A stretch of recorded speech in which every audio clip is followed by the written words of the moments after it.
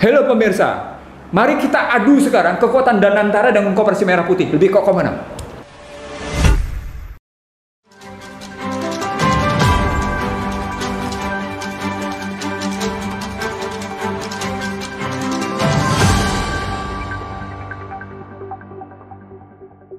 Racikan Berita 1. Bismillahirrahmanirrahim. Assalamualaikum warahmatullahi wabarakatuh. Waalaikumsalam warahmatullahi wabarakatuh. Alhamdulillah, kembali lagi kita bertemu di dalam Two Scholar Conversation, perbincangan dua scholars. Saya Khusnu Maria bersama sahabat saya Dr. Ihsanuddin Nursi.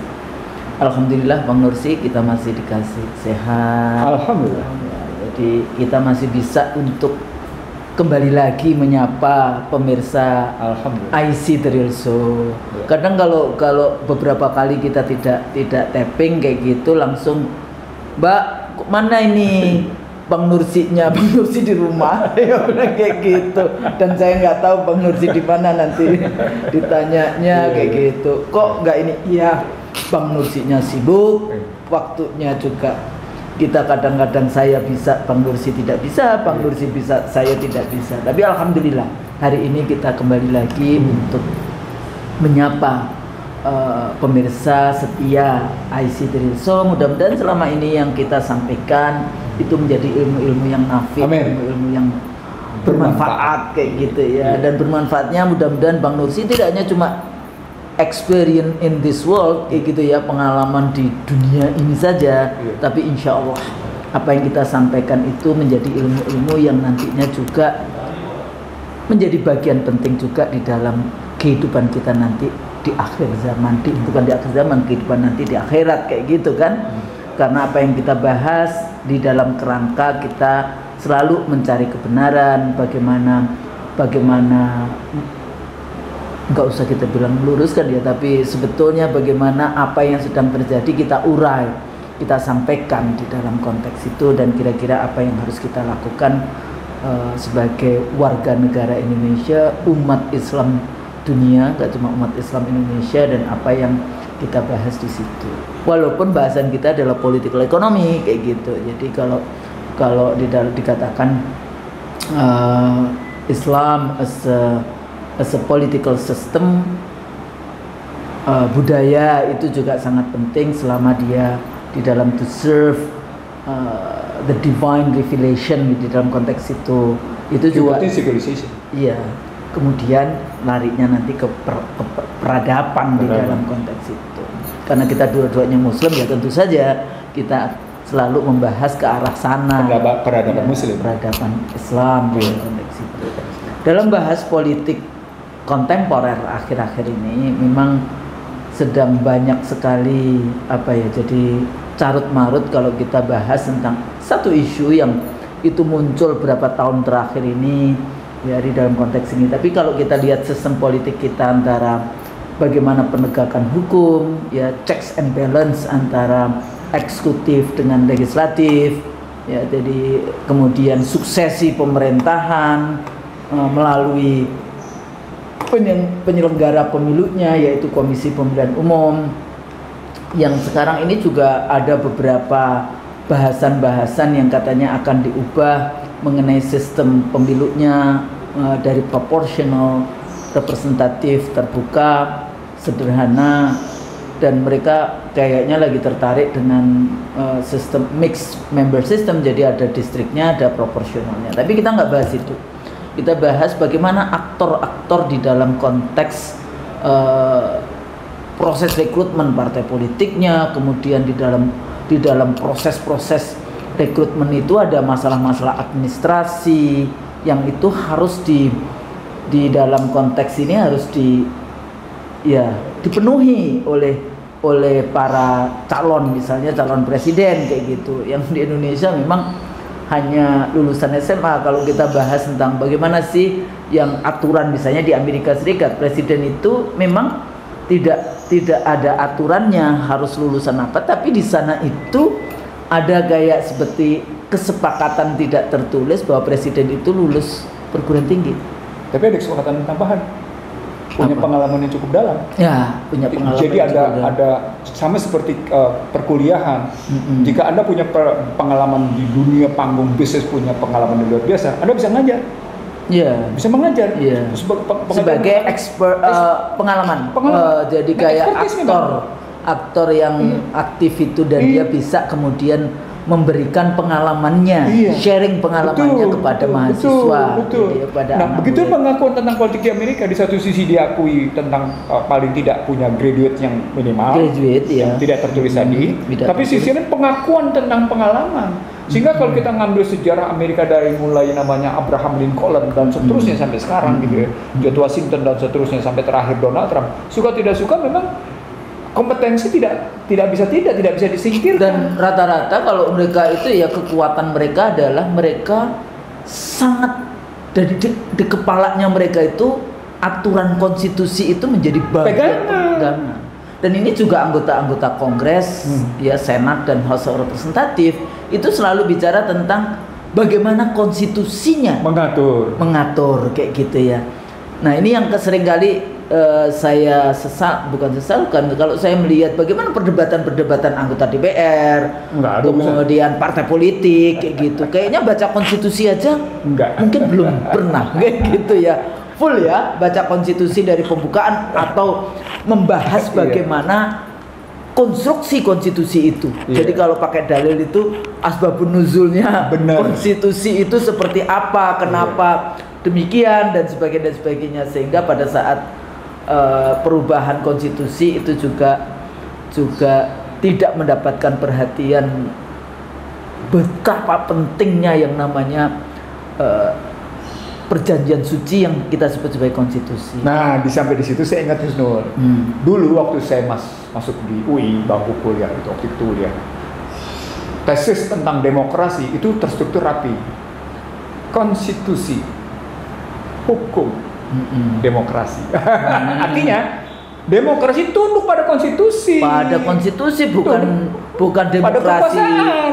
Bukan tunduk pada kekuasaan. Dia tunduk pada hukum. Hukumnya harus tunduk pada kemauan konstitusi. Artinya dia tunduk pada visi, misi dan fondasi. Karena yang namanya konstitusi pasti muatnya visi, misi dan fondasi. Ini konstitusinya ya kemudian karena konstitusi itu kemudian ada undang-undangnya. Kalau saya cek misalnya di Amerika kayak gitu kan semua limitation presiden, power yang diberikan pada presiden itu ada di konstitusi. Betul. Karena kalau di undang-undang sepertinya lah undang-undang kan berada di bawah konstitusi padahal presiden kalau melanggar konstitusi di-impeach. Jadi memang harus jelasnya itu harus ada di konstitusi. Trump aja udah terancam di-impeach. Iya. Sekarang ini Trump ini sudah dalam posisi diancam terancam di kasus Harvard ngelawan, kasus pemukulan sejumlah mahasiswa ditentang sama sejumlah pengadilan. Coba menarik di dalam konteks itu. Artinya kalau ngambil contoh Amerika karena kan kita berkiblatnya dalam kiblat lo ke Amerika. Oke lah. Tapi bukan kemudian kita importing model terus kita makan begitu saja gitu.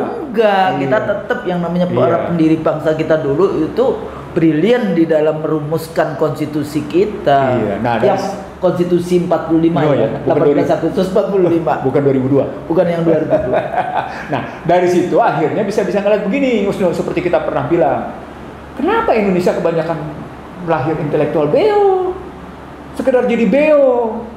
Kenapa nggak coba berpikir bahwa mereka punya pikiran yang original dan kalau bicara originalnya, genuine and originalnya itu, katakan nggak mungkin dong manusia punya pikiran genuine. Dia kan lahir dengan satu zaman, maka dia ikut satu zaman. Nah, ketika dia mengambil satu zaman itu digagas pada sebuah cita-cita, maka cita-citanya tidak bisa digantungkan pada cita-cita bangsa lain. Dia harus kembali ke dalam cita-cita bangsanya sendiri. Artinya di sini baliknya kiblatnya adalah konstitusi kita, Undang-Undang 45 begitu. Disitulah ketika intelektual muncul bisa dipahami kenapa kemudian Undang-Undang Dasar 2002 adalah undang-undang penuh dusta. Jadi mulai dari kedustaan yang dilakukan. Dusta terbesar. Dan tidak cuma dusta loh, itu juga ada selipan-selipan kayak gitu ya. Jadi bagaimana itu cara itu sudah ini ya, bagaimana mekanisme dusta itu dilakukan. Jadi nggak, gimana? ya kan kita diskusi dalam soal begini Iya. Husnul ya. Makanya kita kasih judul dialog kita adalah dusta dan nestapa bangsa. Tapi Ya, tetap karena jangan kita- cuma duka nestapa bangsa. Iya. Harus tetap juga karena saya Husnul, nama saya Husnul. Iya. Jadi kita berhusnudzon. Kira-kira flourishingnya bagaimana? Asik. Nanti harus ke sana. Setuju gitu ya. saya, setuju. karena kalau melulu bicara dusta dan nestapa itu flourishingnya bisa negatif. Negatif. Padahal setiap kehidupan dianjurkan dengan ditutup dengan kebaikan. Kebaikan. Jadi berarti kita harus punya konsep mengatasi dusta dan nestapa. Begitu. Gitu. Tapi Oke. Bang, Oke. saya selalu mengatakan bahwa seluruh persoalan anak bangsa ini, seluruh persoalan bangsa ini kan, saya selalu ngomong remedinya, Remedialnya. Jadi menyelesaikannya adalah bagaimana sistem pendidikan kita. Setuju. Ya. Tapi pada saat yang sama, kalau kita melihat sistem pendidikan kita, kayak gitu ya, amburadul, Iya. yang namanya ijazah bisa masuk kuliah bisa. Sekarang anak-anak generasi Z itu nggak mau kuliah karena dianggap terlalu mahal. Saya cukup ikut short course saja. Saya ikut sesuatu yang betul-betul memberikan keterampilan daripada ikut kuliah mahal, tidak juga memberikan jaminan bahwa saya akan dapat pekerjaan baik. Ya sudah, saya ikut yang short course saja. Ya sudah. Apa poinnya? Ini apa? Orang memburu keterampilan minimal untuk mendapatkan pekerjaan. Padahal dalam kerangka keterampilan minimal pekerjaan, berarti orang bersedia menjadi apa? Menjadi Slavery. slave kan? Yang sering kali kita bahas tentang Ultra modern slavery system. Tapi Bang, kalau balik lagi di dalam konsepnya negara modern sekuler gitu, modern secular state gitu ya. Kalau kita bahas Thomas Hobbes maupun kemudian diisi juga oleh Foucault tentang bagaimana sih sebetulnya negara ini mengontrol warga negara, karena produk dari modern nation state yang sekuler itu warga negara. Nah, dikontrolnya satu, dihadirkan polisi dan penjara. Ternyata begitu. Bagaimana caranya surveillance, the highest surveillance. Jadi bagaimana negara mengontrol rakyatnya, itu dihadirkan polisi dan penjara. Yang kedua apa? Sistem pendidikan. Jadi education itu part of memang bagaimana negara mengontrol warga negaranya. Sehingga model kayak di Prancis itu ibu-ibu Muslim di sana yang anaknya tidak mau anaknya itu menerima kurikulum tentang LGBTQ, anaknya kemudian diambil, kemudian yang homeschooling juga demikian juga di Swedia, itu namanya pidana. Jadi negara bisa mengambil anak itu kembali untuk harus mendapatkan pendidikan. Yang ketiga apa? Yang Bang Nursi selalu bicara, One Health Policy, sistem kesehatan. Pakai sekarang pakai word istilahnya One World Health. One World Health. Jadi nggak cuma One Health Policy, tapi One World Health Policy dengan segala macam. Itu 20 Mei vaksin dan kemarin sebagainya. putusannya. Iya. 20 Mei kemarin putusannya. Sudah akhirnya Sudah. diputuskan. Nah, itu juga bagaimana negara mengontrol. Lah persoalannya kalau udah health, negara kita juga nggak bisa mengontrol karena ada One World Health Policy dan sebagainya. Nah, balik lagi ke yang tadi. Bagaimana suksesi penyelenggaraan pemilunya? Di situ ada KPU, ada persyaratan, ada salah satu persyaratannya kan ya lulus SMA ya cuma. Kadang-kadang jadi buruh aja harus S1 paling tidak punya D3. Iya, D3, D1, D2, D3 yang seperti itu. Kadang-kadang kita juga ini. Tapi ada juga yang mengatakan, nggak penting itu ijazah, sekolah, kuliah, yang penting kerja. Itu tadi ultra modern slavery system. Dia sebetulnya boneka. Iya. Buruh kayak gitu Iya. ya. Nah, dalam konteks ini sekarang lagi rame juga nih kawan-kawan kita nih yang tadi saya katakan bagaimana rakyat dihadirkan polisi dan penjara yang harus mengawasi, atau sistem judicialnya seperti apa, penegakan hukumnya seperti apa, tapi juga bagaimana rekrutmen eksekutif, legislatif, presiden dan sebagainya akhirnya menyebabkan bagaimana rakyat itu terus-menerus mempertanyakan. Nah, ini kan gonjang-ganjing misalnya isu tentang saudara-saudara kita ya yang selalu mengkritisi apa yang sedang terjadi dengan ijazah. Ada yang mengatakan bahwa oh ijazah itu nggak penting, nggak bisa dia diminta oleh seperti itu, tapi lupa. Itu kan kalau pasal dalam pasal-pasal hukum, ya. Misalnya saya nanyain ijazahnya Bang Nursi bukan pejabat, bukan apa, ya saya nggak punya hak untuk bertanya. Tapi waktu saya menjadi anggota KPU dan saya kemudian ditanya ijazahmu apa kayak gitu, karena menjadi anggota KPU kan paling tidak dibutuhkan orang punya ilmu enggak untuk menjadi penyelenggara pemilu, karena pemilu adalah proyek politik pemilu Indonesia ya, proyek politik terbesar di dunia, the most complex election system on earth, the biggest election in the world. Kalau saya nggak punya ilmu terus kemudian jadi ini, ya pasti berantakan kan di dalam konteks itu. Nah ini sekarang isu tentang ijazah yang diduga adanya ijazah tidak benar dan sebagainya, kok jadi semakin gak karu-karuan kayak gitu ya. Sebetulnya kan mudah saja untuk bisa menyelesaikan masalah itu. Tapi rentetannya kan gak cuma sekedar rakyat, tokoh-tokoh ya yang ada, ya kita sebut aja lah kawan-kawan kita, ada Dr. Rismon, ada Dr. Tifa, ada siapa satunya? Roy. Ini mempertanyakan kayak gitu. Kenapa sih begitu sulitnya di dalam menyelesaikan itu? Dan tapi kemudian ditutup, walaupun semua orang waktu itu sudah banyak, bukan semua, artinya banyak pertemuan. Kita seringkali juga nanti akhirnya polisi akan mengatakan ijazahnya asli, terus kemudian ditutup atau kemudian akan balik. Tapi pada saat yang sama ini kan urusannya nggak cuma sekedar kenapa 2 tahun tidak dibereskan, 2 tahun terus menerus menjadi isu. Masih ada nanti rentetannya ke 2029. Bagaimana rezim yang sudah meninggalkan, yang dulu maunya 3 periode, maunya diperpanjang, nggak bisa, kemudian anaknya yang menjadi calon wakil presiden sekarang menjadi wakil presiden. Ini kan rentetan kejadian-kejadian politik yang tidak berdiri sendiri sebetulnya di dalam konteks itu. Apakah ini ada isu-isu globalnya? Saya yakin ada. Ya, dari mulai bagaimana dulu media settingnya pada saat mau jadi wali kota ya, jadi bagaimana kan kita dulu kan luar biasa, kemudian banyak sekali dikasih award, kemudian media kampanyenya luar biasa, media settingnya luar biasa di dalam konteks itu. Akhirnya hampir 2 kali menjadi wali kota, kemudian 2 tahun menjadi gubernur, dan 2 kali menjadi presiden. Rentetan rezim ini meninggalkan berbagai masalah. Nah, kemudian warga negara bertanya, nah dalam konteks ini bagaimana sebetulnya kita menyelesaikan masalah-masalah seperti itu? Pertama, kita tidak bicara dulu soal fokus itu. Enggak, tapi tadi kita bicara sistem. Kita bicara sistem. Karena itu memang kebiasaan kita. Iya. Kalau kita bicara sistem, maka yang harus kita perhatikan, sistem adalah sebuah struktur yang bergerak, struktur yang diam. Yeah. Sistem adalah struktur yang diam, tapi kemudian dia bergerak berdasarkan unsur-unsur yang ada di dalam. Dia bicara tentang input, dia bicara tentang proses, dia bicara tentang output. Tapi dan input, feedback lagi. Input tidak berdiri sendiri, dia sangat tergantung pada yang namanya kebijakan. Kebijakan tidak berdiri sendiri, dia tergantung pada misi. Misi tidak berdiri sendiri, tergantung pada visi.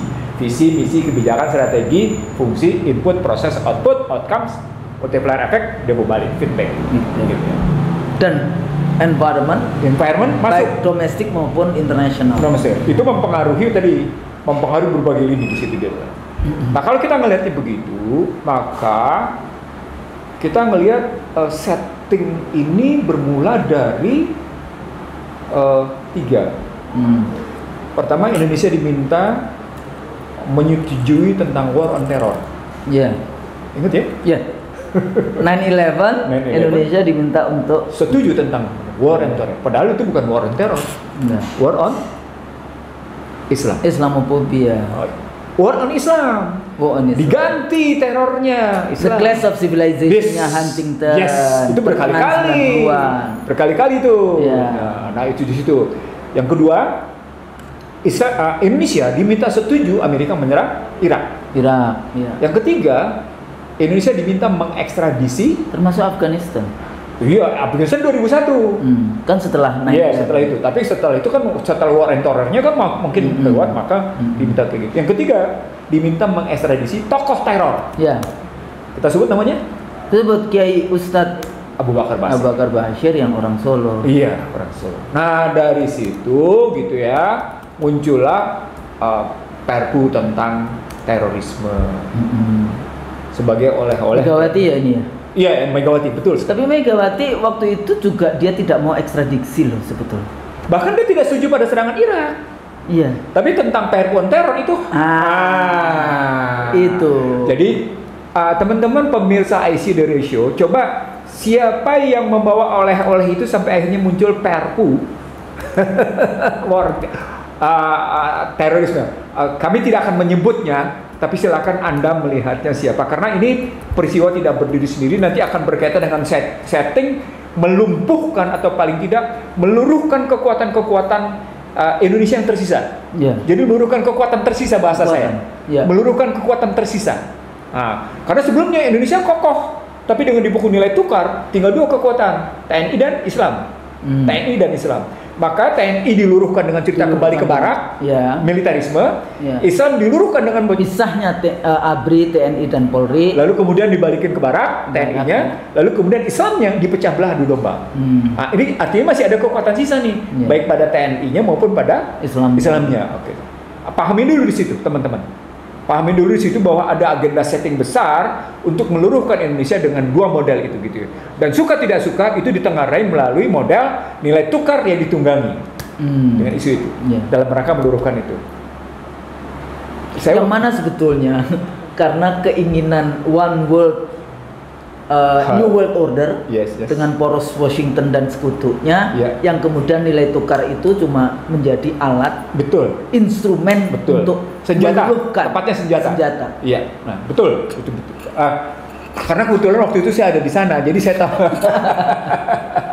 Taunya bukan biasa gitu loh, taunya tahu banget gitu, taunya begitu ngelihatnya. Nah kalau kita ngelihatnya di era itu ada penolakan terhadap tadi war on terror, penolakan tetap serangan terhadap Irak, penolakan terhadap ekstra, dan kemudian malah dapat hadiah bikin perpu on terror, maka ada agenda besar luruhnya kekuatan Indonesia yang sebenarnya basisnya Islam tadi harus terus dilakukan, continuing, ada sustainable jadinya, ada kebijakan. Di sini mana? Maka kemudian reformasi dianggap sebagai melakukan konstitusi baru. Di situ jadi reformasi di awal-awal waktu itu mereka memang konstitusi baru, waktu itu kita cuma mau amandemen. Lalu mereka bikin konstitusi baru dan hasilnya memang Undang-Undang Dasar 45 dirontokin habis, muncullah Undang-Undang Dasar Negara Republik Indonesia 1945 yang sebenarnya hakikatnya adalah Undang-Undang Dasar 2002. Mereka nyebutnya sebagai Undang-Undang Dasar NRI 1945. Kenapa mesti pakai nama itu? Karena kata pembukanya mereka tidak berani ubah. Yang mereka ubah total batang tubuh. Dan menariknya pada 10 Agustus 2022 ternyata mereka di sini kejeblok sendiri. Di mana kejebloknya? Mereka bilang Undang-Undang Dasar Negara Republik Indonesia yang telah diubah 1, 2, 3, dan 4 adalah Undang-Undang Dasar 1945 yang ditegaskan, yang disahkan pada 18 Agustus 1945, dikukuhkan dengan dekret, dinyatakan ulang dengan yang namanya sidang paripurna DPR 22 April. Sekarang pertanyaan, kenapa mesti ada kata adalah? Mestinya hilang. Jadi dekret segala itu mestinya dihilangkan. Karena dekret berarti kita masih Undang-Undang Dasar 45. Jadi kita punya dua undang-undang. Betul sekali. Ada dua konstitusi yang berlaku di negeri ini. Secara legal konstitusional, secara legal konstitusional berlaku dua konstitusi. Tetapi secara legal politis, di sini kata kunci. Legal politis berlaku Undang-Undang Dasar 2002. Disinilah kita berpijak atas kedustaan. Mulai itu ya, yang tadi dusta dan nestapa bangsa. Ini urusan yang sangat penting ini kalau kita bahas tentang konstitusi negara ini. Jadi bukan cuma sekedar dusta atas ijazah, dusta atas namanya. Enggak, itu sih rentetan aja. Tapi ada yang lebih besar, itu adalah sistem kenegaraan kita seperti apa. Penuh dengan dusta. Nah, saya ingat di situ. Ini ahli-ahli tata negara yang merasa paling tahu. Gimana, Mas? Apa pertanyaannya? Paham nggak? Atau dia nggak mau untuk mengakui bahwa ini ada? Nggak mau ngakui tepatnya. Karena saya berhadapan sama mereka. Iya. Nah, saya berhadapan sama mereka tidak sekali, 2 kali, 3 kali, 4 kali, 5 kali, berkali-kali gitu ya. Dan ketika kita sodorkan bahwa perubahan amandemen 1, 2, 3, 4 itu ternyata tanpa naskah akademik, kalimat ini kajian komisi konstitusi nih, tanpa kajian tanpa naskah akademik, dan berikutnya bertentangan secara paradigma, konsepsi dan teori. Coba kebayang nggak? Jadi karena modelnya begitu, maka paradigmanya, konsepsinya, teorinya itu inkonsisten bertentangan satu sama lain. Yang lain. Apalagi kalau dihadapkan dengan pembukaan. Apalagi ketemu di situ. Pancasilanya itu. Di situ ketemu di situ. Nah, ketika kita sodorkan itu pada mereka, ini loh, paradigma lu bertentangan, konsepsi lu bertentangan, teori lu bertentangan, mereka tetap nggak mau terima itu, pola pertentangan itu. Dan itu dialog itu, debat itu bukan debat di forum-forum biasa, debat itu di Lemhanas, Husnul. Bukan lagi di soal di perguruan tinggi, debat itu sudah di think tanknya pemerintah. Apa itu Lemhanas? Gitu. Ini terpaksa saya buka ya, karena makin hari makin tajam. Mereka yang hendak mempertahankan Undang-Undang Dasar 45 yang Undang-Undang Dasar 2002, dan mereka yang ingin kembali tapi kemudian menyempurnakan, makin tajam perbedaannya. Jadi sekarang kita buka. Persoalan pokoknya adalah sekarang ini kedaulatan rakyat sudah sepenuhnya di tangan partai politik, dan partai politik sedang mempertahankan kenyamanan itu, Husnul. Partai politik sedang sorry harus saya bilang sama Anda, partai politik, Anda sedang mempertahankan kedustaan konstitusi. Karena dia yang diuntungkan. Iya, dia diuntungkan untuk itu, Husnul. Jadi kalau partai politik mau memang membangun bangsa ini secara sehat, secara benar, berbasis konstitusional, dan mampu mengantisipasi ke depan, hentikan kedustaan konstitusi. Hentikan dulu kedustaan konstitusi itu. Itu kata kunci pertama. Jadi jangan dulu bicara soal kedustaan-kedustaan yang istilah saya struktural fungsional. Kedustaan struktural fundamentalnya dulu diberesin gitu. Iya. Ini problem besar. Ini problem besar. Problem besar bangsa ini. Iya. Negara ini. Iya, Jadi makanya nggak cuma sekedar aktor-aktor kriwil-kriwil yang menjadi boneka-boneka dari sistem itu, enggak. Nah, bersama dengan kedustaan fondasinya iya yang dusta itu menyebabkan. Nah, karena kita menggunakan modelnya desepsi kan memang begitu, iya, hidup di atas kedustaan. Dan kalau sekali dusta, dia akan dusta terus menerus. Itulah susahnya. Itu ya, hidup atas kedustaan. Yang kedua, menjungkir balikan dan mengambil jarak. Memutus sejarah posisinya, menjungkir balikan. Yang berikutnya adalah bukan memutus, Bang, menghilangkan sejarah. Oh ya, bisa begitu. Karena udah di bumi hangus gitu loh sejarahnya. Pada konstruksi Kepres 17/2022 dia ini memutus dan bahasa hukumnya. Iya, bahasa hukumnya gitu. Tapi sekaligus menjungkir balikan, pelaku jadi korban jadi pelaku. Kebayangkan? Iya. Kebayangkan? Siapa korban G30 PKI, siapa pelaku G30 PKI dibalik-balik sama mereka. Sekarang begitu. Dibalik-balik sama mereka sudah. Pelaku dan korban. Dibalik-balik kan termasuk TNI sendiri loh yang kena. Dan saya heran kalau TNI waktu itu tidak bersuara. Oke.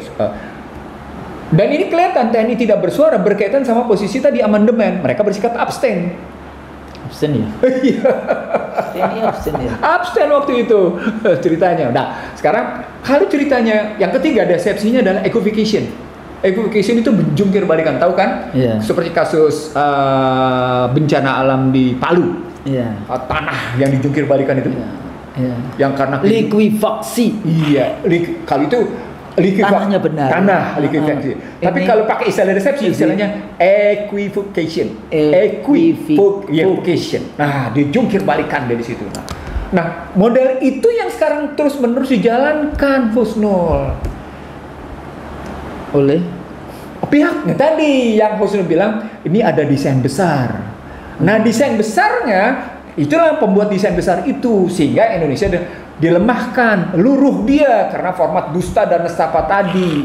Nah, sekarang kalau pertanyaannya, siapa yang menjalankan? Yang menjalankan adalah para itu pemerintah saat yang sama, yang harus kita tahu, gitu ya. Karena pemerintah itu terbentuk dari partai politik, dan partai politik sudah tersandra, dan partai politik sudah tersandra pada saat yang sama partai politik adalah satu-satunya pemegang kedaulatan rakyat. Lalu siapa yang sebenarnya tersandra? Rakyat Indonesia. Tersandra karena apa? Karena kedustaan yang tercipta, kedustaan yang disahkan secara konstitusional. Ingat loh, rakyat Indonesia tersandra karena kedustaan konstitusional. Dahsyat ini, Husnul. Makanya Husnul saya ajak bicara tentang ini dalam kerangka ini loh, kita mesti paham betul ini. Ada kedustaan mendalam, mendasar, dan meluas serta terpadu. Ulang. Ada kedustaan mendalam, meluas, dan terpadu serta struktural betul gitu loh. Jadi kedustaan struktural. Kayaknya mesti harus itu konsep harus kita ini kan nih. Terus menerus ini kan coin, jadi istilahnya kita mengeluarkan konsep, to coin the concept, kedustaan struktural.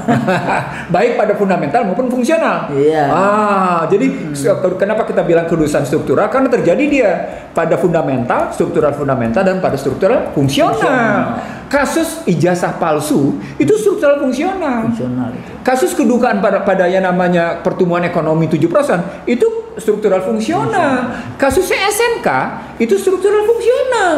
Gitu loh. IKN jadi fundamental. Fundamental dia. Jadi ini sekarang udah jadi kayak ledekan yang kita apa namanya, katanya yang dibutuhkan investor, yang datang investor IKN, nggak taunya yang datang investor TB gitu, vaksin TB. Ada. Rakyat kita sebetulnya punya kekuatan untuk menghilangkan nestapa bangsa yang dibikin oleh para elitnya. Gitu. Di situ. Jadi ketika kondisi perekonomian sekarang ambruk gitu ya. Banyaknya PHK. Banyak. Jurnalis sekarang kenapa kayak itu gimana? Nanti lari semua ini kayak kita, YouTuber jadinya. Nah, kalau kita bukan karena pengangguran, enggak. Kita juga bukan karena pengangguran. Insyaallah kita dalam education, dakwah, public learning. Ya, bahasa ukhrawinya kita bahas tentang dakwah. Nah, iya. Kalau pakai bahasa sananya kita sedang melakukan public learning. Iya, insyaallah. Iya. Tidak, maaf, kami tidak bermaksud politis, kami tidak bermaksud apa, kami melakukan public learning. Tujuan kami public learning adalah masyarakat harus sadar bahwa kondisinya sudah dalam posisi kedustaan yang meluas, mendalam, dan terstruktur. Itu dipahami itu di situ gitu. Nah, kita lanjutin, Ustaz. Kalau kita berhadapan dengan situasi kedustaan yang struktural seperti itu, maka yang harus diselesaikan kedustaan itu sendiri, kedustaan struktural itu sendiri. Jadi harus strukturnya kayak ini. Kenapa menarik tadi kita sebut kedustaan struktural? Karena kita juga gunakan misalnya kemiskinan struktural. Nggak bisa cuma dengan practical interest terus diberesin dengan MBG. Nggak bisa. bener. Ya gitu loh. Jadi ini juga sama karena kedustaan struktural baik di dalam konstitusi, di dalam sistem kepolitikan, dan ini harus dicari fondasinya di. Iya, betul. Jadi balik lagi sih. Sama seperti misalnya soal ketimpangan pendapatan pakai komersi merah putih. Nggak bisa. Pada saat yang sama ada komersi merah putih, dia dari top down lagi. Dan pada saat yang sama ada di Rindanantara. Gimana coba? Logika. Sekarang kita logikanya begini. Halo pemirsa, mari kita adu sekarang kekuatan Danantara dengan komersi merah putih. Lebih kokoh mana? Ayo, harusnya merah putih. Harusnya. Enggak, itu normatif. Husnul menjawab. Itu kan akhirnya jawab jujur kan. Maksudnya karena Danantara yang dia memegang uang, memegang resources di dalam konteks itu. Iya. Ya kan, nggak main-main. Dia memegang resources yang katanya nggak perlu transparan dan accountable. Enggak, tetap harus transparan. Harus transparan. Harus tetap. Nah, Ya, kan di undang-undang awal-awal kan- walaupun harus saya akui Undang-Undang 1 2025 itu penuh dengan kelemahan. Harus saya akui. Karena saya sendiri melakukan kajian. Tapi poinnya adalah salah satu wujud kelemahan atau katakan kekacauan struktural fundamental ketika masuk dalam ekonomi politik adalah ketika kita lihat koperasi merah putih dengan kebijakan Danantara. Apa poinnya? Di sini Anda tidak menyesuaikan struktural fundamental pada pasal 33 ayat 4 yang menyatakan demokrasi ekonomi, sementara Anda tidak pernah memberikan pemahaman apa itu demokrasi ekonomi. Bang saya putus dulu. Tahu nggak di WA grupnya kawan-kawan yang baru memperingati 21 Mei, ya kan? Reformasi kan? Wah, kita sudah ke sana nih, demokrasi. Ini demokrasi ekonominya kita. Anda tahu nggak sih demokrasi ekonomi kita hari ini itu adalah liberalisme yang kemudian sudah berkembang menjadi neoliberalisme. Dan tadi kata Bang Nursi udah post neoliberalisme. Apa itu? Paham nggak bahwa konstitusi kita itu konstitusi neoliberal, artinya kapitalisme, makanya produk selama 2 periode sebelum pemerintahan ya periodenya Mulyono lah, periodenya Joko Widodo, dalam konteks ini nggak apa-apa namanya juga presiden disebut rezim mereka, itu semuanya produk-produknya adalah mengarah kepada industri kapitalisme, mau undang-undang IKN, undang-undang Covid, undang-undang Omnibus ketenaga kerjaan, dan terakhir undang-undang kesehatan, semuanya mengarah kepada industri. Pakai istilah ekonomi politik Husnul. Apa? Korporatisme. Oke, istilah ekonomi politik. Private corporatism. Yes, private corporatism, tapi sekaligus juga diberikan karena ada state corporatism. Kalau pakai kajian yang muncul terakhir ini dalam konteks neoliberalisme tadi, istilahnya adalah korporatisme. Karena post neoliberalism itu mereka memberhentikan daya tawar korporasi terhadap negara yang mendikte pasar, yang mendikte masyarakat. Jadi mereka menghentikan itu. Nah, itulah yang sedang dibahas habis-habisan. Tapi kita lupakan dulu itu sebenarnya karena membahas dusta dan nestapa bangsa ini mendalam nih Husnul. Bagaimana cari, walaupun sebetulnya kalau kuliah saya lebih senang yang ngomongin tentang korporatisme kayak gitu ya. Bahannya lengkap saya. Bahannya lengkap. Enggak, kita sudah bahas banyak juga. Iya, oke. Dan tapi memang saya bisa paham di intellectual desire-nya Husnul ke situ. Kenapa? Karena di Amerika sendiri sedang dalam-dalamnya melakukan bahasan kayak gitu ya, sedang jadi kalau Harvard, kasus Harvard University, bagaimana Columbia, Pennsylvania, dan hampir semua kampus-kampus besar. Kalau saya ikutin, saya jadi agak merinding gitu. Kenapa? Saya lihat ini ekonomi besar yang sudah bicara tentang the post neoliberalism. The post neoliberalism itu sudah, mereka sudah the post neoliberalism. Saya mundur ke belakang, mereka sudah lakukan pembahasan sejak 2015. Mundur lagi ke belakang, mereka sudah tahu posisinya pada 2008. Jadi artinya mereka sudah melihat kebijakan yang salah pada 2008. Era Obama berarti ya. Iya, dari Obama terakhir itu. Obama awal. Obama awal 2004 bukan? Bukan, karena 2004 itu masih jatuh ke Bush melawan Al Gore, menang jatuh ke Bush. Obama 2008 ya. 2008. Nah, kalau kemudian kita ngeliatnya begitu, maka saya ngeliat Brad DeLong, Kenneth Rogoff, Joseph Stiglitz, Paul Krugman. Mereka sudah bahas itu. Pembahasannya dalam sekali gitu ya. Ekonomi Indonesia kemana ya? Katanya Anda hebat-hebat. Kok Anda nggak pernah mau berpikir? Enggak, mereka tuh kayaknya cuma yakin betul dengan liberalisme dan neoliberalisme. That's it. Tapi bahwa neoliberalisme membawa nestapa bangsa ini dengan ultra modern slavery system, menjadi intelektual beo, tidak kritis dan sebagainya, yang seperti itu, dan itulah yang dipakai oleh rezim. Mungkin juga ada pressure dari Washington, Pors Jakarta Washington ya, karena setiap kali rekrutmen untuk tim ekonomi pasti kan harus mendapatkan restu doro Doro. Itu bukti 7i. Bukti 7i bahwa pasti ada intervensi. Kalau ekonomi masih doro mereka. Iya, doro enggak. Saya cuma mau mengatakan teori 7i kita benar. Pasti ada intervensi. Pasti ada infiltrasi. Pasti ada interferensi. Pasti ada indoktrinasi. Itu muncul semua. Makanya kita tergantung. Kayaknya kalau kita lihat di situ. Jadi semua yang tim ekonomi itu masih doro Washingtonnya ini. Tapi kalau tim yang lain ada beberapa menteri yang doro Beijingnya bermain gitu. Jadi artinya kan kita doro.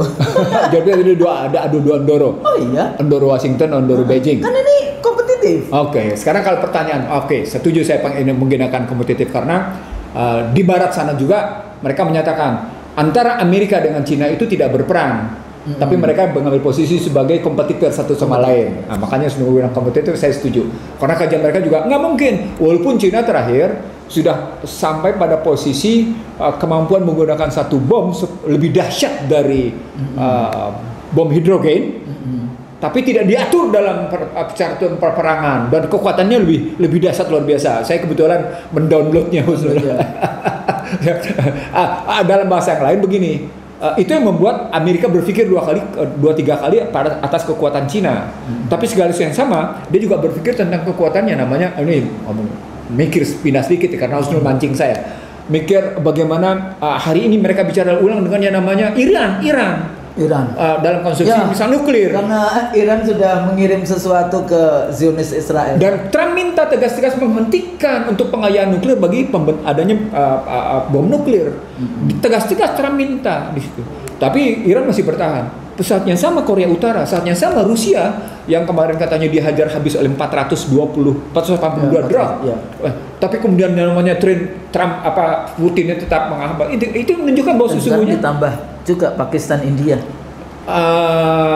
Dan itu kan menambah kompleksitasnya dari. Nah, justru dengan kompleksitas itu makin kasat mata, makin jelas dan nyata.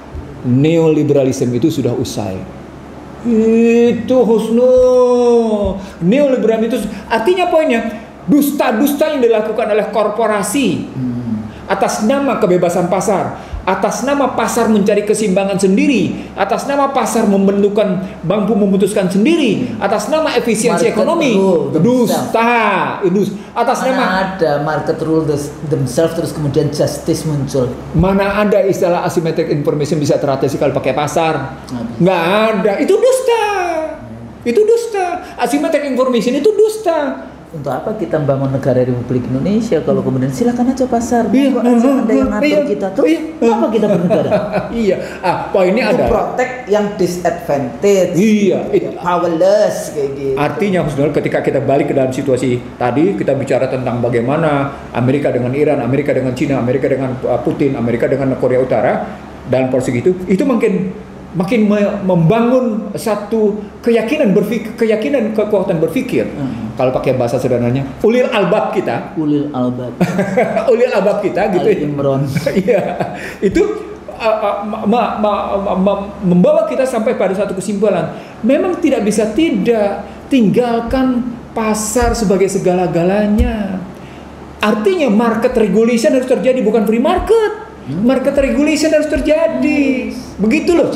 Harus diatur. Gitu. Rasulullah dulu kan begitu. Sama. Mana pasarnya, di pasar itu nggak boleh untung sebesar-besarnya, nggak boleh riba, nggak boleh, banyak sekali nggak boleh. Bahkan barang yang sedang menuju ke pasar tidak boleh dibeli. Sampai kayak gitu coba.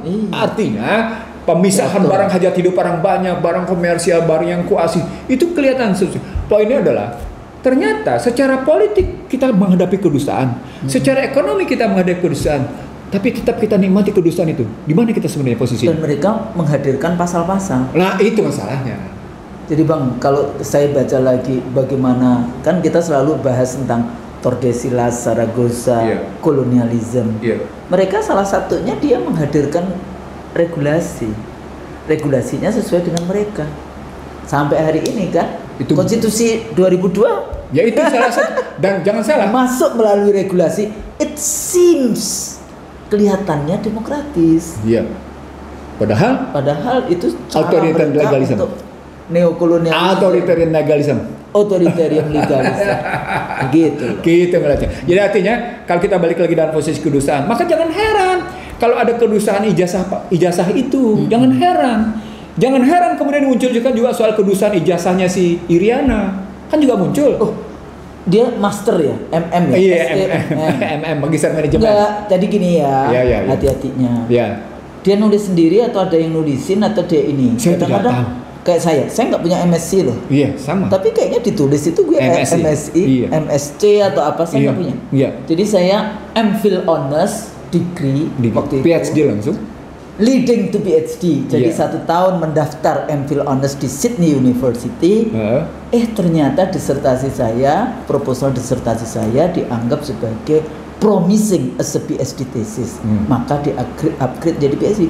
Jadi saya nggak punya MA, nggak punya MSI, nggak punya MSc, nggak punya gitu. Dan apa emang nggak punya kok kayak gitu. Sama seperti juga nggak punya profesor. Nggak punya. Apa? Karena tapi orang ngakuin. Tapi kan saya nggak pernah ngomong. Satu, yang kedua, udah berkali-kali orang suka nulisin profesor, iya, baik Anda maupun saya, padahal kita nggak punya. Kan aja, orang ngakuin kita sebagai profesor, itu silakan orang ngakuin. Biasanya, tapi kita tidak mengakui. Enggak Bu, ini profesor masyarakat. Ya yeah, terserah kamu. Ya, itu memang begitu tuh. Anda cek apakah saya pernah sekalipun menuliskan dan sebagainya. Nggak ada. It's a part of intellectual honesty. Karena kita tidak mau hidup di atas kedustaan dan kedustaan. Ada dua. Apa? Kalau tulisannya Derrida itu tentang profesor itu. Oh iya. Profesor itu ada yang profesi de la voix. Oh iya. Ya, profesi de la voix. Iya. Yaitu abang punya pemikiran dan pemikiran abang ini abang khutbahkan. Sampaikan maksudnya dikhutbahkan, tapi saya suka dengan menggunakan terminologi term khutbahkan. Dan Bang Nursi punya murid-murid yang kemudian menerima khutbah itu yang disebut the real professor. Banyak sekali pemikiran saya kayak gitu, dan pengikut saya tetap ada. Maksudnya begitu, itu the real professor. Tapi ada juga yang ya begitu terus dapat kum. Ada yang profesor kum. Jadi kemarin kan saya tanya administratif tuh semua. Basisnya administratif tuh. Aku tanya berapa sih kumnya saya, udah 1.100 sekian. Iya. Untuk profesor hanya 900. Oh, khususnya 1.100. Jadi artinya secara syarat administratif sudah memenuhi. Ya silakan aja dicek. Paling harus menulis itu kan. Apa itu yang namanya artikel Scopus. Iya. Dia nggak tahu Scopus itu Israel. Oh betul. Yahudi. Itu bagian dari terdikte. Bagian dari Anda harus menyerahkan pemikiran Anda berbahaya atau tidak. Bagian dari pemikiran bahwa Anda punya inovasi apa tidak. Kalau Anda punya inovasi, gue yang ambil. Kalau Anda berbahaya, lu gue tekan. Oke, bahasa lainnya adalah pengontrolan intelektual. Ya itu tadi, bagaimana rezim baik itu rezim lokal nasional maupun the global rezim, intellectual rezim. Bagaimana kayak Anda dikasih beasiswa kuliah di Amerika tapi nulis Indonesia, gratisan. Dan saya nggak kayak gitu ya. Saya ke Australia tapi nulis tentang Australia. Jadi bukan orientalis tapi occidentalis. Going back again to our laptop. Oke, jadi kalau kita balikin lagi dusta dan nestapa bangsa ini dengan kita lihat pada konstitusi begitu, pada ekonomi kayak gitu. Nah, ketika pada politik, ketika kita cari pemimpin, maka problematiknya adalah problematik bahwa administrasi yang diterapkan oleh KPU mestinya dia harus bicara paling tidak pada tiap bukti tentang reputasi dan kredibilitas seorang yang mau menjadi pemimpin. Kan kata kunci KPU hendak menjadikan seorang jadi pemimpin. Apakah pemimpin legislatif atau pemimpin eksekutif? That's the point. Itu berarti setiap dokumen administratif yang hendak menjadi filter untuk mendorong orang menjadi pemimpin, dia harus punya 3 hal. Dia harus punya bukti konfirmasi, dia harus punya bukti yang namanya verifikasi, dia harus punya bukti validasi. Begitulah mestinya KPU memeriksa ijazah, mengkonfirmasi, memverifikasi, memvalidasi. Nah, tanpa itu KPU sudah menjadi tunggangan politik. Apalagi sekarang dinyatakan hilang. Lu kemarin katanya ada. Oh, ada, terserah. Wallahu alam. Nah, kalau Kita ada, wallahu alam. kalau ada, begini Husnul, kalau ada, saya menyarankan kepada semua teman-teman agar melakukan pembukaan informasi ke Komisi Keterbukaan Informasi Publik, bagaimana KPU membuka dari mulai Wali Kota Solo, DKI sampai dengan pusat tentang syarat-syarat administratif untuk mendapatkan keputusan KIP. Ya. Apakah ini betul-betul apa enggak? Jadi bukan hanya jalur hukum, tapi jalur keterbukaan informasi publik. Iya, kita gunakan karena KIP. ini warga negara mempertanyakan waktu itu adalah wali kota 7 tahun ya, 7 tahun atau 8 tahun. Kemudian gubernur 2 tahun. Kemudian 10 tahun presiden. Jadi ini pengacara-pengacara paham nggak ya? Nah, maksud saya itulah yang namanya jangan cuma bicara pasal-pasal. Nah, jadi artinya maksud saya begini Husnul. Kenapa kita kan Husnul menyodorkan jangan bicara hanya dusta dan siapa tanpa jalan keluar. Oke, kita kasih jalan keluar sekarang. Khusus untuk problematik dusta struktural fungsional, khusus yang tentang ijazah, gunakan KIP. Untuk melakukan konfirmasi, verifikasi dan validasi.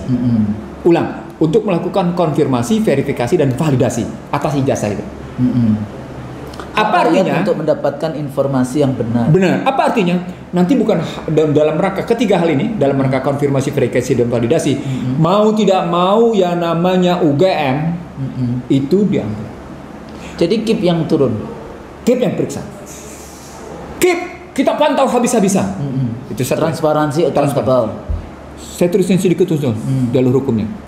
Para pihak melakukan gugatan perbuatan melawan hukum karena sejumlah partai mengusulkan sesuatu yang tidak jelas. Siapa dulu pendukungnya? Terserah siapa. Terserah siapa. Wali kota, siapa pengusung? Gubernur, kalimatnya begini. Pengusungnya siapa? Jadi, pendukungnya siapa? Partai politik juga kena tanggung jawab. Iya. Jadi dua kita kerjain karena ngusulin jalan keluar. Saya kasih jalan keluar. Supaya dusta kita terselesaikan. Jadi tapi itu dusta. Partai politik sebetulnya bisa rekonstruksi, ya kan? Dia bisa bertanya lagi kayak gitu. Tapi dia kayaknya dia udah nggak mau kali ya. Nah, nestapa struktural fungsional. Enggak, partai politik bisa pergi ke DPR. Panggil itu KPU. Kemudian ini bisa Komisi 2. Kalau dia mau, tapi kan dia akan buka. Dia nggak bisa karena legislatifnya juga udah dikontrol. Bukan. Apa? Ngebeledi diri sendiri. Oh iya. Enggak, kan lebih baik salah meminta maaf dibandingkan karena Anda kalau memang dusta sekali dusta itu harus ditutup terus dengan kedustaan sehingga kita tidak tahu. Kolbu kita itu ya sekali dusta itu kan hitam tertutup. Dusta lagi hitam sehingga kolbu kita menjadi hitam sehingga tidak bisa melihat kebenaran di depan mata. Tahu Sun? Apa? Kalau bicara tidak bisa dipercaya, kalau janji tidak bisa ditepati, itu kan begitu kan? Kalau kasih amanat dia berkhianat. Konten esensi dari 3 kalimat ini itu adalah soal jujur. Soal dusta. Oke. Sekarang Husnul bilang dusta 1, 2, 3. Artinya kalau dusta ketiga kali dia merupakan bentuk pengkhianatan artinya. Ulang. Dusta yang ketiga kali berarti bentuk pengkhianatan. Ketika bentuk pengkhianatan ini menyentuh nilai-nilai kemanusiaan, maka pengkhianatan itu adalah sebuah kejahatan kemanusiaan.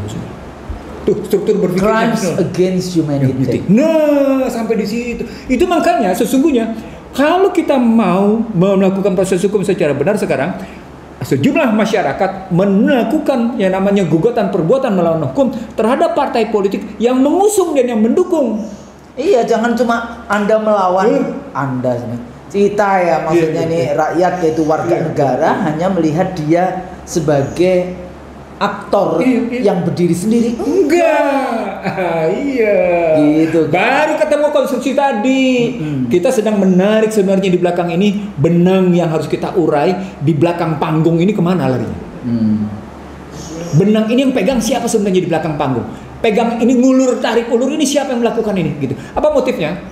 Motifnya agar kita tidak hanyut dalam kedustaan. Kita kemudian tidak menjadi nestapa. Itu artinya kita tidak biarkan benang itu ditarik-tarik di atas panggung, tapi kita tidak tahu siapa penariknya di belakang panggung dan siapa yang kemudian mengambil putusan tarik, siapa yang mengambil putusan ulur. Ya, kadang-kadang kalau Anda disebutnya pengamat politik kayak gitu itu nggak ada gunanya juga. Paling ini Enggak, kita tetap makanya kalau pengamat politik itu harus belajar ilmu politik kayak gitu loh. Kalau nggak pernah Saya belajar, kebetulan bukan pengamat, Husnul. ya saya nggak mau nulis Bang Nursi pengamat kayak gitu ya dalam konteks ini.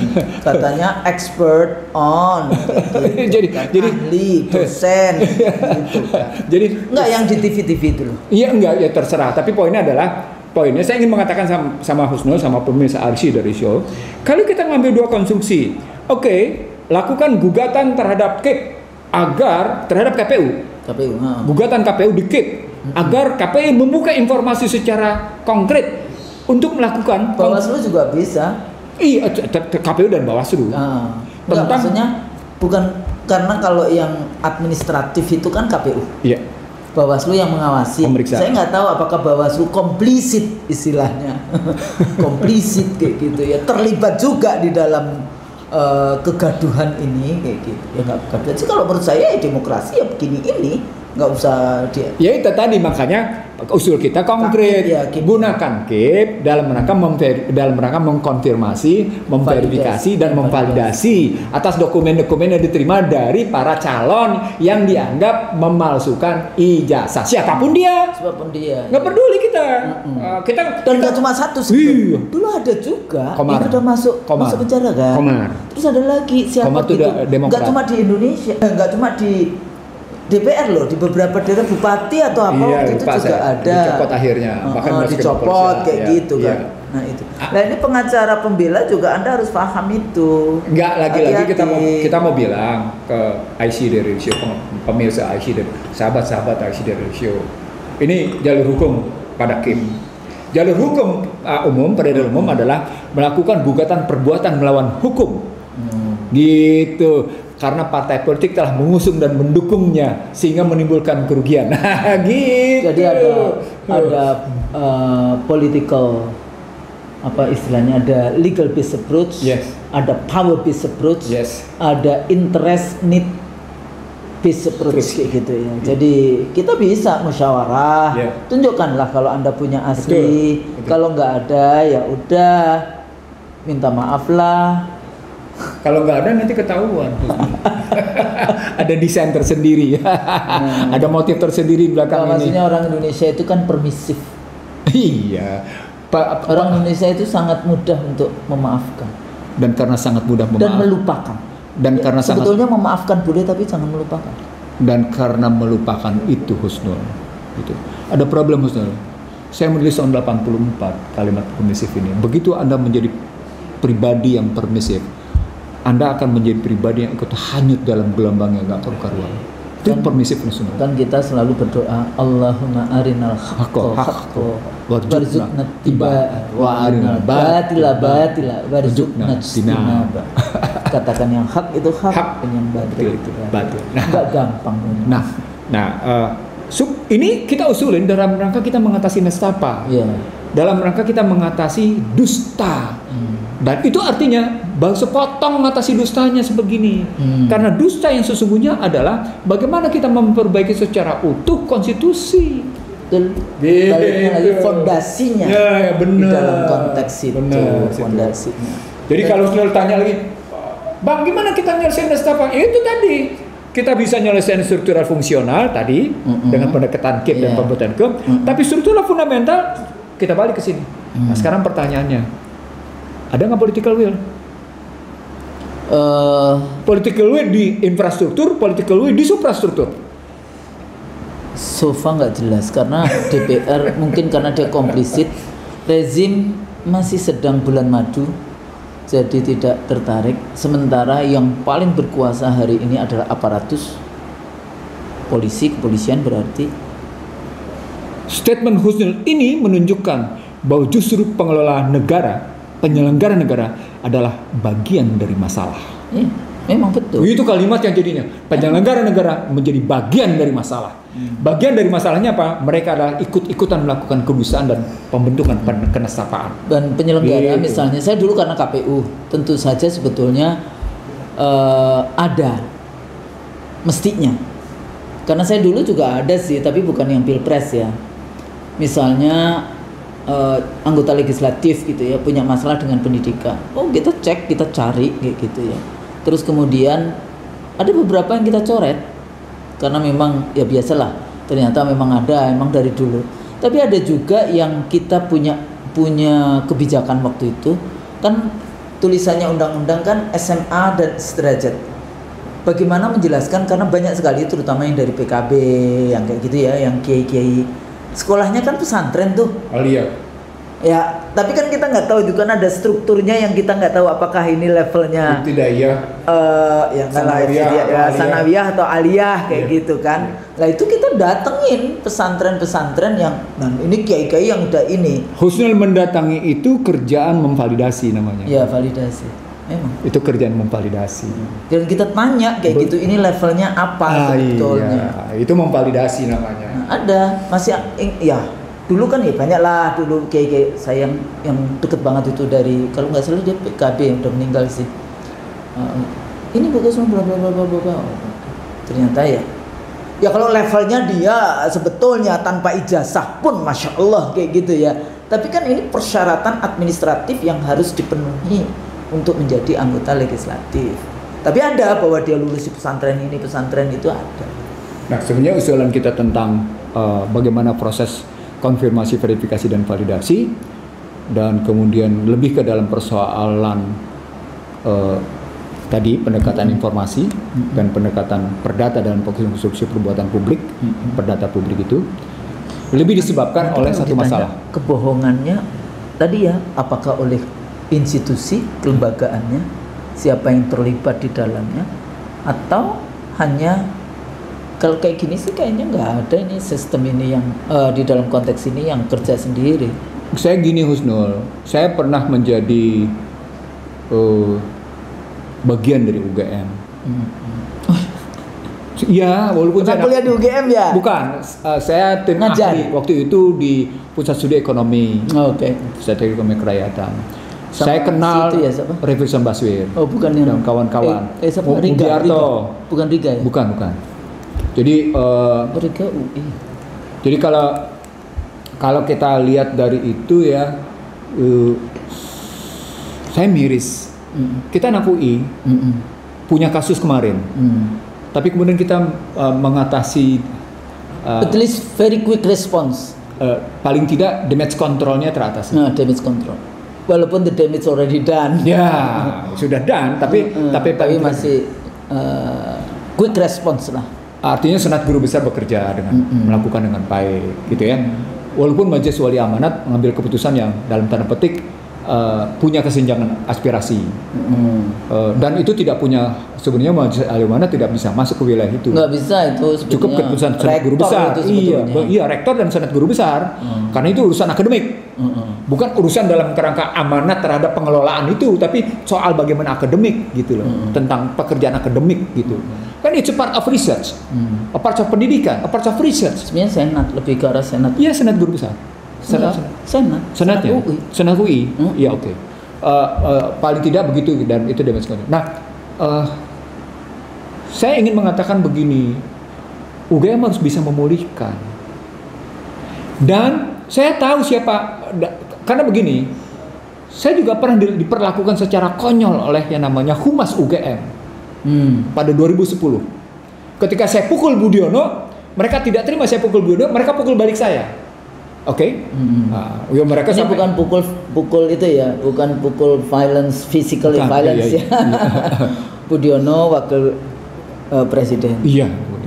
Jadi mereka bangga dengan posisi Budiono, dan saya mau bisa membuktikan siapa Budiono dan bagaimana Budiono. Mereka bela Budiono, sementara saya cuma staf ahli, tim ahli Pusat Studi Ekonomi Kerakyatan. Tapi di situ saya tetap merasa, karena saya punya persahabatan dengan teman-teman UGM cukup banyak gitu, termasuk sekarang dengan salah satu rektornya, yang namanya Ari Sujito itu gitu ya, saya kenal baik gitu ya. Yang sekarang malah berbalik membicara tentang ijazah sedemikian rupa, padahal dulunya saya tahu kayak gimana gitu ya.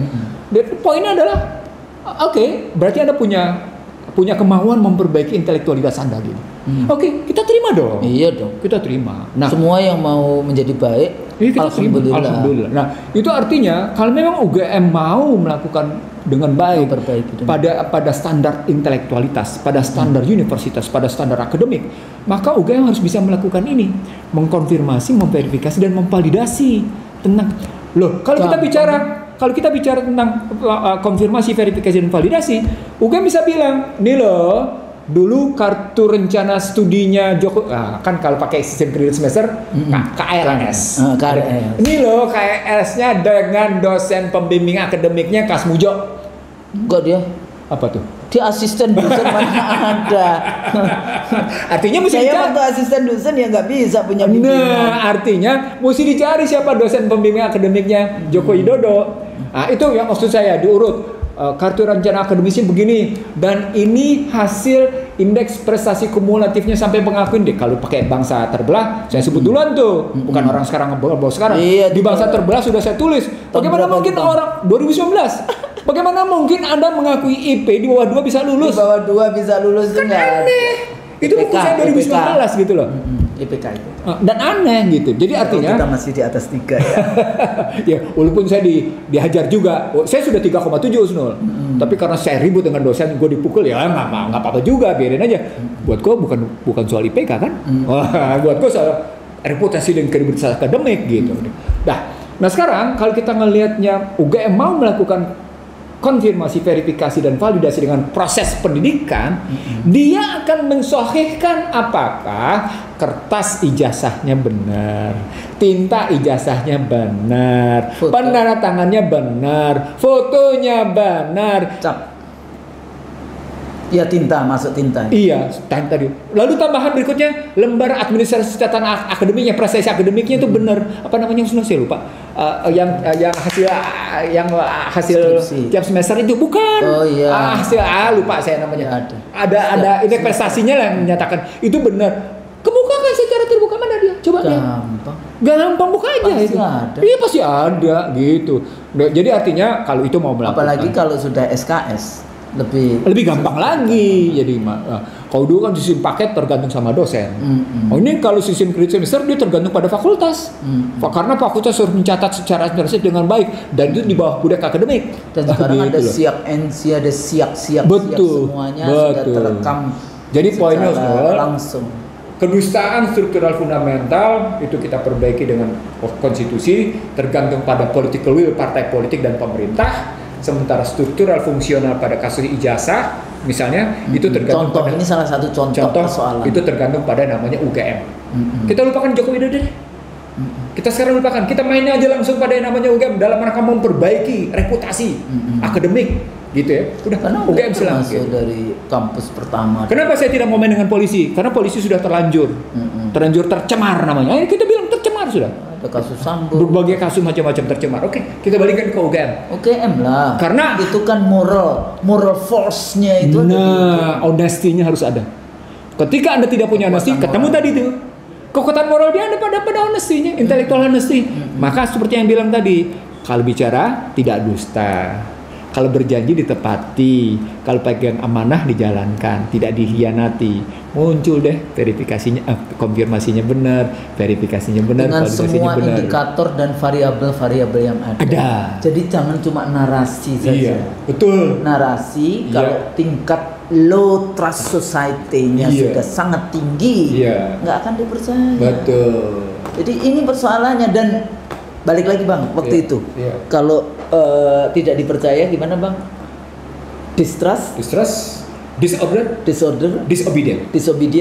dan akhirnya chaos.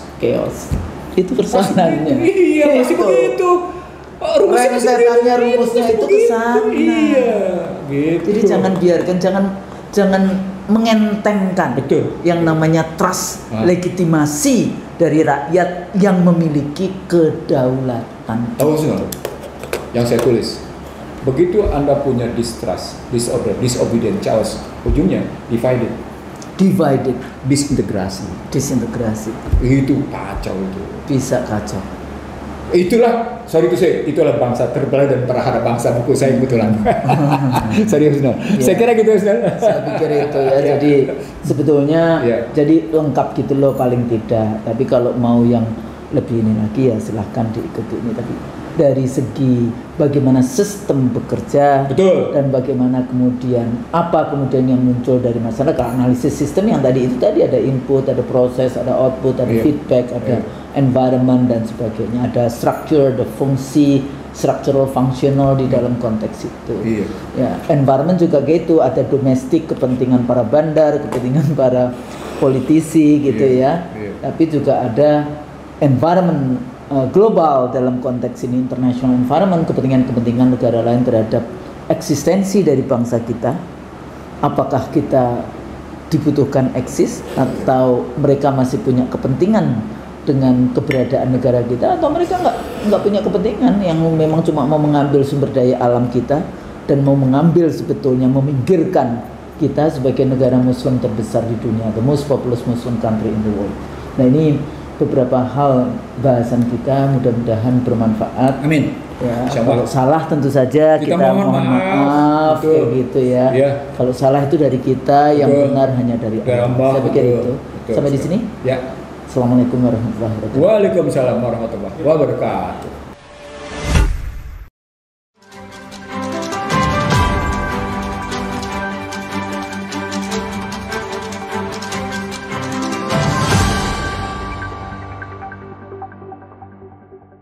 Racikan Berita 1.